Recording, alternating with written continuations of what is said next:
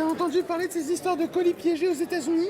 Ah, le type qui envoie des machins explosifs à Obama, Clinton, etc. Oui, j'ai entendu. Même De Niro. Oui. C'est effrayant, moi ça me fait peur. Oh, pas peur de quoi? On n'est pas des gens importants, il en a rien à foutre, le type.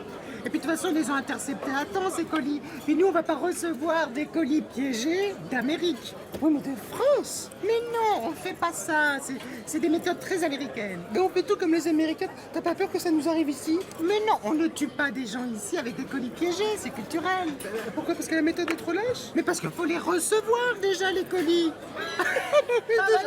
La seule chose que tu risques ici, c'est un avis de passage. Si, bah alors si tu habites au 3e étage, c'est la seule chose que tu peux faire sauter éventuellement. C'est le rez-de-chaussée, l'épicier en bas, qui veut bien faire colis-relais. Mais sinon, c'est bon, hein. Moi, j'ai quand même eu mon facteur qui m'a mis un avis de passage devant moi. Je lui ai dit, mais enfin Bertrand, je suis là, c'est moi, je suis là, je suis là. Il m'a dit, oui, c'est possible, mais souvent les gens sont pas là. Il a mis l'avis de passage, il s'est barré avec mon colis, j'ai dû le chercher 2 semaines plus tard. Mais que les Américains, bon, les Américains, c'est carré, voilà. Je veux dire, même le tueur en série, il peut avoir confiance dans son projet, c'est picobello, c'est voilà. Mais, même bon, alors à la rigueur, il y a la police qui intercepte un peu le machin, mais sinon, il fait sauter, il a décidé de faire sauter, c'est pro. Ils sont pros. Nous, on a le temps de mourir de plein d'autres choses en attendant. Et ben voilà. Ceci dit, quand même, un jour j'ai eu peur, parce qu'un jour j'ai eu une lettre de menace. Mais non. Une lettre de corbeau. C'est horrible. Ah, c'est horrible. Mais de qui? Eh ben de moi. Toujours l'histoire des PTT. En fait, c'était 6 mois avant. Effectivement, j'avais envoyé une lettre de corbeau à ma voisine à cause des tuyas. Tu sais qu'elle me fait chier depuis des années. Au bout d'un moment, je me suis dit, bon, allez, les grands moyens. La lettre de corbeau, bon, alors je fais les lettres, je découpe dans ma chambre et les loisirs, etc. Et je sais que j'envoie à la bonne adresse. En plus, je transforme un peu mon écriture pour qu'elle ne remarque pas.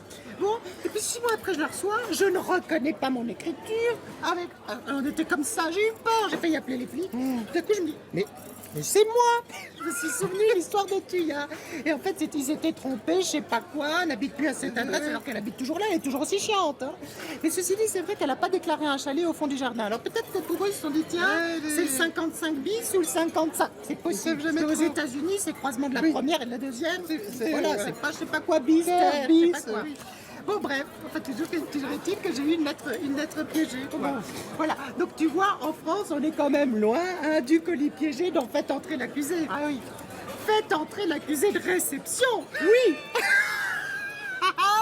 C'est super. J'ai eu le temps d'y réfléchir pour la placer. Parce que là, je fais un stage en ce moment à la mairie, ils proposent un atelier calembour et jeu de mots. Moi, je me suis inscrite parce que je suis un peu nulle. Et là, t'as vu? Ah oui. Ah, c'est super. Un atelier qu'on t'a recommandé? Ah ouais. Ah, avec recommandé, ouais. Alors, on n'est pas encore dans la partie où on apprend à recevoir les blagues. Pour l'instant, on essaie de les fabriquer. Et dans la deuxième temps, Thérèse, elle a dit de réagir avec répartie, quoi. En tout cas, c'est un stage de timbré. Ouais. Et stop, parce qu'après, je vais chauffer. Oui.